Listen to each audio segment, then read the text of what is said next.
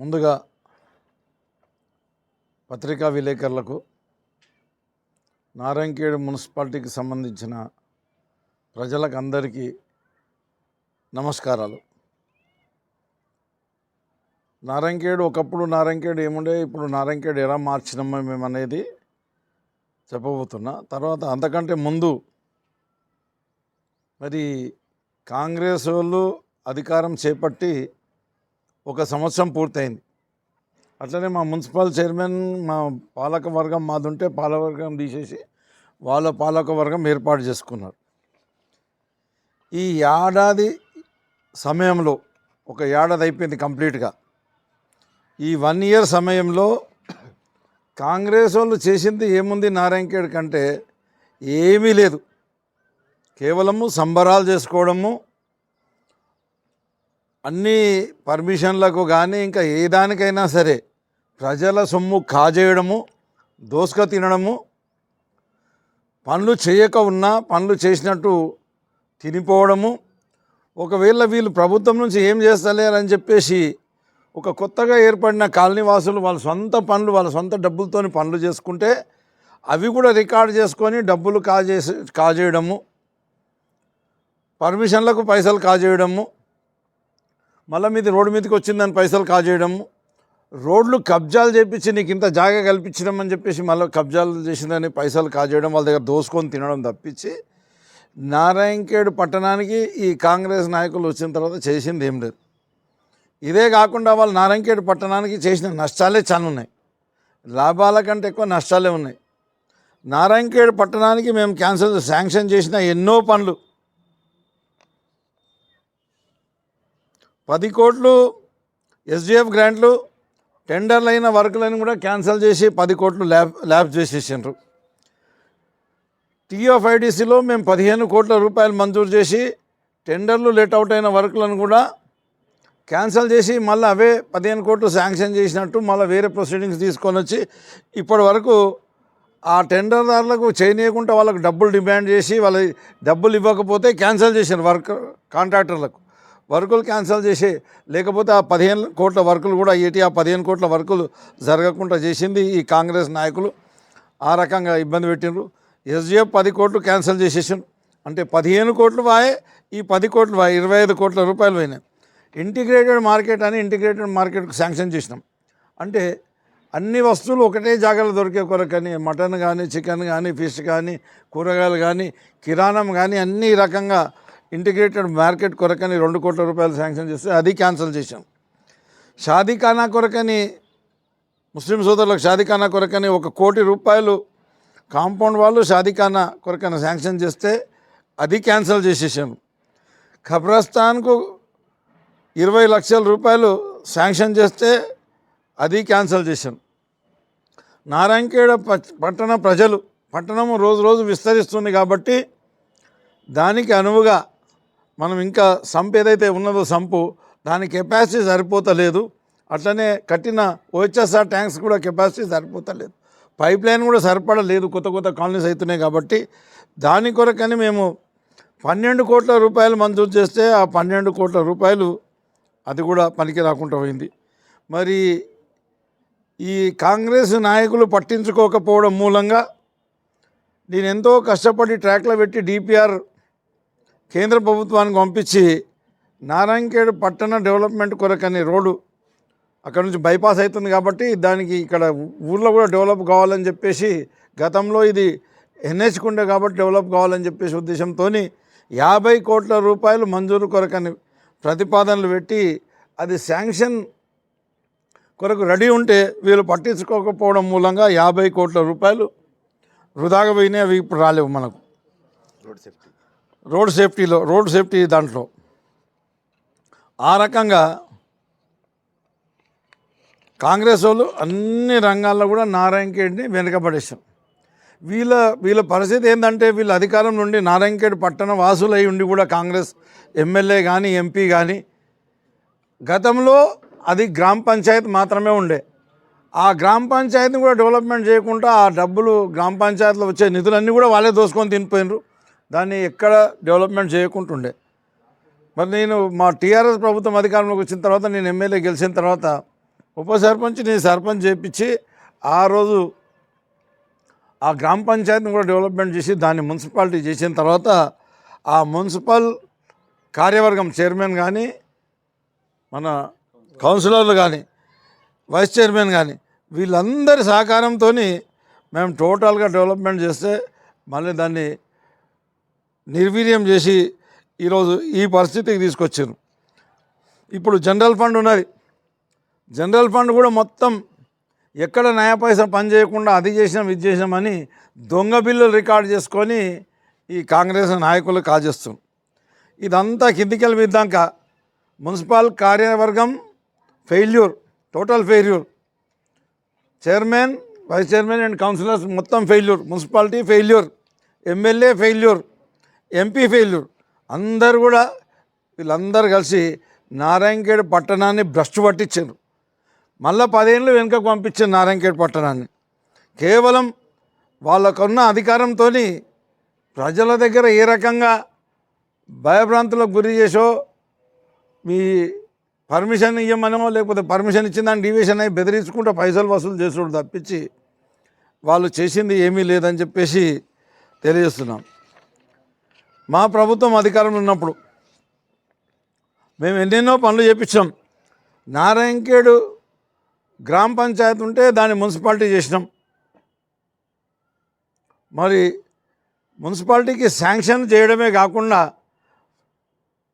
ఎమ్మెల్యేగా నేను మరి మా పాలక వర్గం అందరం కలిసి అది ఖచ్చితంగా మర్రా ప్రజలందరూ కూడా ఇప్పుడు టీఆర్ఎస్నే గుర్తు చేసుకుంటున్నారు, కేసీఆర్నే గుర్తు చేసుకుంటున్నారు, మా మున్సిపల్ కార్యవర్గాన్ని గుర్తు చేసుకుంటున్నారు, నన్నే గుర్తు చేసుకుంటున్నారు.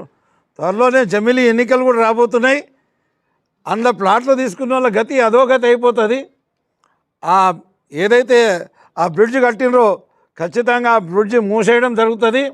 ఆ బ్రిడ్జ్ కాశీనాథ్ మందిర్ జాగాలో ఉన్నది కాబట్టి అదంతా నడవదు. అట్లనే ఇంకోటి, ఈ ఎమ్మెల్యేకు దమ్ముంటే నారాయణఖేడ్కు 10 రింగ్ రోడ్లు శాంక్షన్ చేసుకురమ్మని, ఎంపీకి దమ్ముంటే 10 రింగ్ రోడ్లు శాంక్షన్ చేసుకురమ్మని. ఎవరు అడ్డుపడరు. కాకపోతే మీరు భూములు సేకరించి ఎవరికి రైతులకు ఇబ్బంది పెట్టకుండా, మందిరాల భూములకు ఇబ్బంది పెట్టకుండా మీరు ఏదైనా చేస్తే మేము సహిస్తాం, ఊరుకుంటాం. కానీ ఈరోజు మీరు చేస్తున్నది ఏంటి? ఆ రియల్ ఎస్టేట్ వాళ్ళ దగ్గర మీరు డబ్బులు మాట్లాడుకొని వాళ్ళ భూములు డెవలప్మెంట్ అయ్యి వాళ్ళు లేఅవుట్లు చేసుకునే కొరకని మందిరాల భూములు అమ్ముకుంటారు. తప్పకుండా ఆ రోడ్లు కూడా తప్పకుండా మూసేయడం జరుగుతుంది. నీకు చేతనైతే ఎమ్మెల్యేకి చెప్తున్నా, ఎంపీకి చెప్తున్నా, మీకు చేతనైతే మీరు ఈ మందిరాల భూములు వదిలిపెట్టేసి భూసేకరణ చేసి రింగ్ రోడ్ వేస్తే నా ఓటు కూడా మీకేస్తాను. నెక్స్ట్ ఎలక్షన్లో నేను ప్రజలకు ఓట్లు అడుగుతా కానీ నా ఓటు కూడా మీకేస్తా. ఈ రకంగా మీరు మందిరాల భూములు అమ్ముకుంటే మాత్రం ఖబర్దారని చెప్పేసి, అట్లనే ఎవరైతే రియల్టర్స్ మీరు పైసలు ఇస్తుండ్రో, ఈ ఎమ్మెల్యే మాకు రోడ్ ఏమి ఇస్తుండు, మా భూమి దాకా రోడ్ అవుతుందని ఆలోచన చేస్తుండ్రో, ఈ రోడ్లు ఉండయి. ఈ రోడ్లు ఖచ్చితంగా మా ప్రభుత్వం వచ్చిన తర్వాత ఆ రోడ్లన్నీ తీసేయడం జరుగుతుంది. ఆ రింగ్ రోడ్ ఉండదు, ఏది ఉండదు, అది ఎందులో శాంక్షన్ లేదు, అది ఖచ్చితంగా తీసేయడం జరుగుతుంది. కాబట్టి మీరు వాళ్ళకి ఇచ్చిన పైసలు ఏమవుతుంది? ఏట్లా పచ్చిపులుసు విసిగినట్టు అవుతుంది. ఏట్లా పచ్చిపులుసు విసిగిన ఏం పనికి వస్తుందా? ఆ పైసలు అట్టే పోతాయి, మీ భూములకి అట్లా ఎట్లుండాలని అట్లుంటాయి. కాబట్టి ఆ రకంగా వాళ్ళకి పైసలు ఇచ్చి మీ పైసలు పాడు చేసుకోకండి. ఖచ్చితంగా ఒకవేళ మందిరాల భూములకి వెళ్ళి రోడ్లు కనుక వేస్తే, ఇప్పుడు అధికారం ఉన్నది వాళ్ళు నడిపించుకుంటామని అంటున్నామో, నడిపించుకొని దాని మీద కూడా మేము కార్వాయి చేస్తాం, చేయమని ఏం లేదు. ఎట్లా ఉన్నా ఒక పిల్లని వేస్తాం, ఏదైనా వేసి కార్వాయి చేస్తాం. కానీ తప్పకుండా వచ్చేసారి అధికారంలోకి వచ్చేది టీఆర్ఎస్ కాబట్టి ఆ రోడ్లన్నీ మాత్రం ఉండేయని చెప్పేసి మీరు అర్థం చేసుకోవాలని చెప్పేసి వాళ్ళకి తెలియజేస్తున్నాను. నేను మరొక మాట మాట్లాడుతున్నా. మీకు దమ్ము ధైర్యం ఉంటే కాంగ్రెస్ వాళ్ళు, టీఆర్ఎస్ వాళ్ళు ఏం చేయలేదని మాట్లాడు బంద్ చేసి, మీరు తిరిగేది మీ కళ్ళు లేకపోతేనే, కళ్ళు లేని కబోతులు అయితేనే టీఆర్ఎస్ చేసినాయి అన్నీ వాటి మీద తిరుగుకుంటా మీకు కనిపి, నీ కళ్ళు నెత్తి మీద ఉంటేనే. లేకపోతే అది చేసినవి మొత్తం టీఆర్ఎస్ వల్లే. మమ్మల్ని ఆదర్శంగా తీసుకొని, టీఆర్ఎస్ని ఆదర్శంగా తీసుకొని మీరు కొత్తగా ఏమైనా చేసి చూపెట్టండి. ఈ అవినీతి అక్రమాలన్నీ బంద్ చేయండి. ప్రజలు మిమ్మల్ని ఎన్నుకున్నది సేవ చేసే కొరకని ప్రజలకు సేవ చేయండి కానీ ప్రజలను దోసుకొని తినొద్దని చెప్పేసి నేను కాంగ్రెస్ పార్టీ వాళ్ళని హెచ్చరిస్తున్నా. తప్పకుండా మీ ఒకటి అన్నీ కూడా భాగవతాలన్నీ కూడా బయట పెడతాం. రేపు మున్సిపాలిటీ కూడా మేమే కైవసం చేసుకుంటాం. తర్వాత వచ్చే ఎన్నికల్లో జమీల ఎన్నికల్లో మర్రా టీఆర్ఎస్ పార్టీ ఎమ్మెల్యేనే ఇక్కడ గెలవబోతుండు కాబట్టి మరి ఇవన్నీ మీరు చేసే మిస్డీడ్స్ అన్నిటిని కూడా తప్పకుండా ఆపేస్తామని చెప్పేసి తెలియజేస్తూ ఇప్పటికైనా డెవలప్మెంట్ చేయాలని చెప్పేసి విజ్ఞప్తి చేస్తూ సెలవు తీసుకుంటున్నాను. కాకుండా ఎమ్మెల్యేగా నేను మరి మా పాలక వర్గం అందరం కలిసి ఎస్డిఎఫ్లో 25 కోట్ల రూపాయల సీసీ రోడ్లు మరి ఇతర పనులు చేసినాం. నారాయణఖేడ్కు చెప్పాలంటే చాలా ఉన్నాయి, కొన్ని మాత్రమే చెప్తున్నా. ఆక్సిజన్ పార్కు 75 లక్షల రూపాయలతోని ఆక్సిజన్ పార్క్ శాంక్షన్ చేసినాం. సైన్స్ మ్యూజియం శాంక్షన్ చేసినాం. అర్బన్ ఫారెస్ట్ పార్క్ అని చెప్పేసి 2 కోట్ల రూపాయలతో అర్బన్ ఫారెస్ట్ పార్క్ మంజూరు చేసినాం. టీయూఎఫ్ఐడిసిలో 35 కోట్ల రూపాయలతోని సీసీ రోడ్లు కానీ డ్రైన్స్ కానీ శ్మశాన వాటిక కానీ డంప్యార్డ్ కానీ ఇవన్నీ ఏమీ లేకుండే, కాంగ్రెస్లో అధికారంలో ఉన్నప్పుడు ఏమీ లేకుండే, అవన్నీ శాంక్షన్ చేసినాం.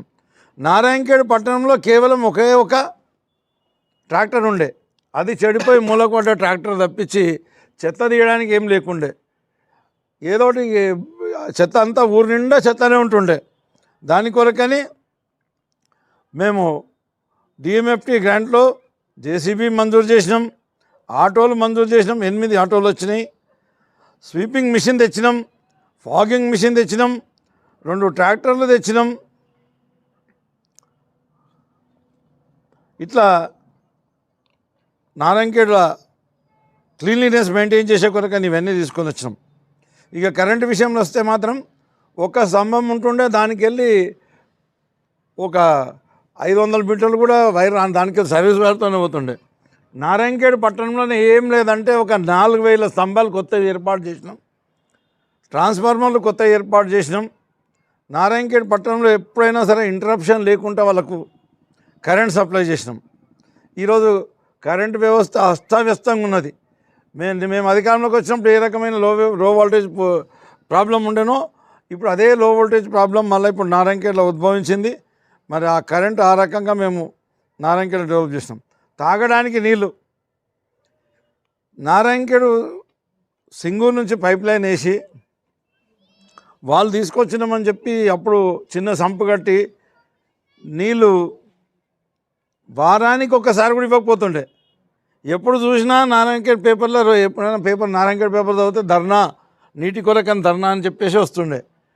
ఈరోజు మేము మా పాలకవర్గం కృషి వల్ల, మా ప్రభుత్వం మంజూరు చేసిన దీనివల్ల నారాయణఖేడ్ పట్టణంలో ఒక్క రోజు కూడా తప్పకుండా ప్రతి ఇంటికి నీళ్ళు అందించినాం. ప్రతిరోజు 15 లక్షల లీటర్లు నీళ్ళు 15 లక్షల లీటర్లు ఇచ్చినాం. ఈరోజు అదే వ్యవస్థ కంటిన్యూ చేయడానికి కూడా శాతనైతే లేదు. నారాయణఖేడ్లో మరి అదే నీటి వ్యవస్థ మళ్ళీ మొదటికి వచ్చింది. మరి తర్వాత వాళ్ళకు చేతగాక, ఎమ్మెల్యేకు చేతగాక ఎమ్మెల్యే మాట్లాడే మాటలు ఏంటంటే మిషన్ భాగీరథ వేస్ట్, ఇది వేస్ట్, అది వేస్ట్. అదే మిషన్ భాగీరథ అనయ్య నారాయణఖేడ్లో ఎన్నో 100 సంవత్సరాలు స్వతంత్రం వచ్చిన నుంచి కూడా ఉన్న ప్రాబ్లం అంతా కూడా నారాయణఖేడ్లో సాల్వ్ అయిందంటే ఆ మిషన్ భాగీరథతో సాల్వ్ అయింది. మీకు చేత కాని పని నారాయణఖేడ్ పట్టణంలో కూడా మీరు నీళ్ళు ఇవ్వడానికి మీకు చేత కాకపోతే నారాయణఖేడ్ పట్టణంలో రోజు ధర్నాలు అయితే మేము నారాయణఖేడ్ పట్టణంలో కూడా డైలీ నీళ్ళు ఇచ్చినాం. ఒక సందర్భంలో సింగూరులో కూడా నీళ్లు లేకపోతే మేము నల్లవాగులో ఉన్న నీళ్ళు కూడా రివర్స్ పంపింగ్ చేసి నారాయణఖేడ్ ప్రజలకు నీళ్ళు ఇచ్చిన ఘనత మా టీఆర్ఎస్ పార్టీది, మా కార్యవర్గం అని చెప్పేసి తెలియజేస్తున్నాను. అట్లనే నారాయణఖేడ్లో మరి డిఎంఎఫ్టీ గ్రాంట్లో సీసీ రోడ్లు కూడా వేసుకున్నాం. ఇంకా ఎన్నో లైట్లు, సెంటర్ లైటింగ్ ఏర్పాటు చేసుకున్నాం. కన్వెన్షన్ సెంటర్ ఏర్పాటు చేసుకున్నాం. కులానికి ఒక కమ్యూనిటీ హాల్స్ కూడా కట్టించాం. ప్రతి కులానికి ఒక కమ్యూనిటీ హాల్ కట్టించాం. ఈరోజు వాళ్ళందరూ మీటింగ్లు పెట్టుకుంటారు. నారాయణఖేడ్ పట్టణంలో లైబ్రరీ లేకుండే.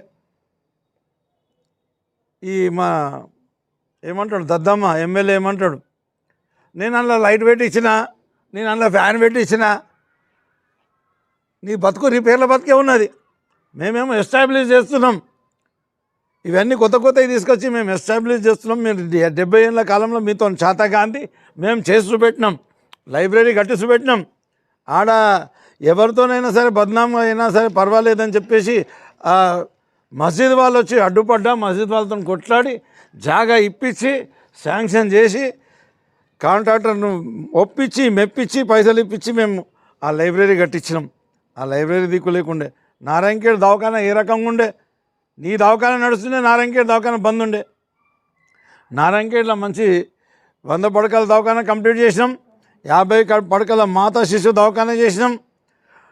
దాంట్లో డయాలసిస్ సెంటర్ కూడా ఏర్పాటు చేసినాం. ఆక్సిజన్ ప్లాంట్ ఏర్పాటు చేసినాం. నారాయణఖేడ్లో సబ్ సెంటర్లు ఏర్పాటు చేసినాం.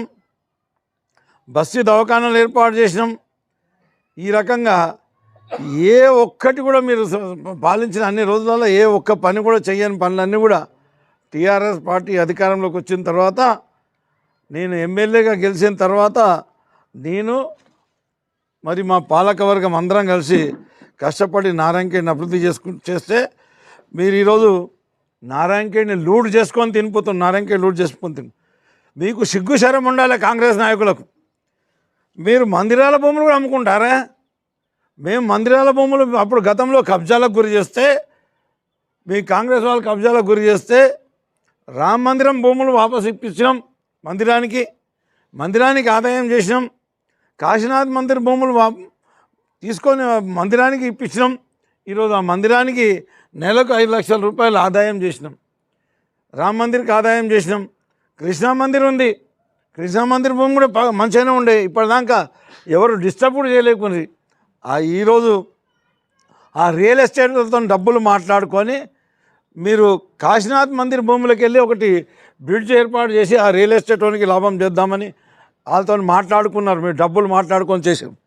నేను చెప్తున్నా, ఆ లేఅవుట్లో ఎవరినైనా ప్లాట్లు తీసుకుంటే మీకు రేపు పొద్దుగల తవ్వు ఉండదు.